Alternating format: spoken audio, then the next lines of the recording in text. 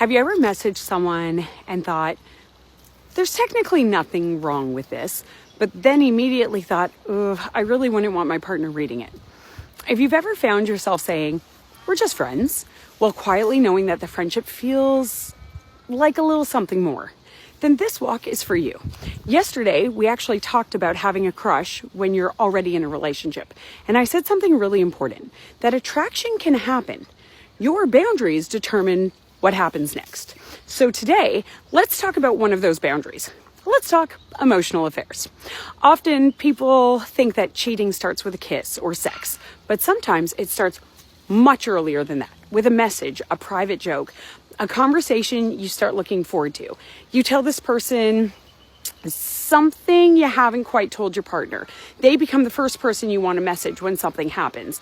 The conversations get more personal, maybe a little flirtier. Then you start hiding the messages, deleting the messages, turning your phone over, changing their name in your contacts list, or telling yourself, my partner just wouldn't understand. And that's when the we're just friends can start really becoming something very different. So where is the line?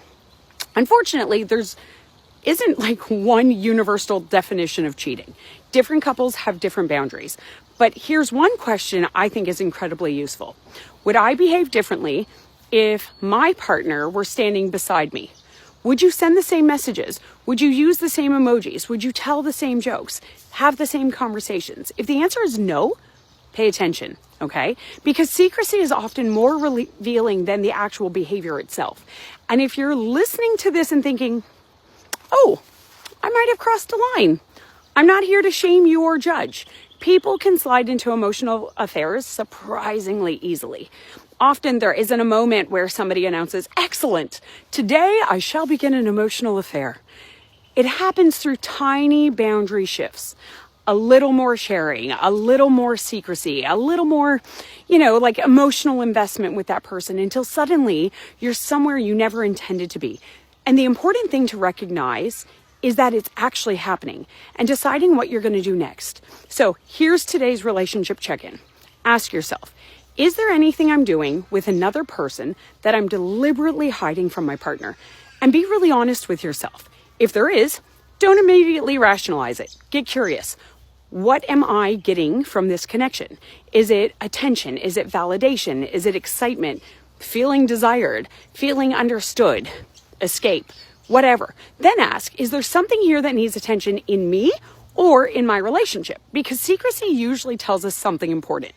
All too often, I hear people say, but nothing physical happened. Yeah, explain that to the hurt partner. The deepest wounds usually aren't sexual. Sometimes it's discovering that emotional intimacy or private conversations or vulnerability that they thought belonged within the relationship had quietly been being shared somewhere else. Also, technology has dramatically changed this conversation. 20 years ago, boundaries might have centered around physical contact. Today, you've got private DMs, disappearing messages, dating apps, OnlyFans, like the list goes on. Modern couples need to actually discuss what fidelity means to them rather than assuming they have identical definitions. I'd love to hear what you think about this one. Where does friendship end and where does emotional cheating begin? Comment boundaries if you think couples need to talk more openly about what cheating actually means in their relationship. And please follow along if you want more honest conversations about relationships, sex, and intimacy without judgment. So remember, faithfulness isn't only about what you don't do. It's also about the boundaries you choose to protect. Thanks for walking with me, and I look forward to seeing you on tomorrow's walk.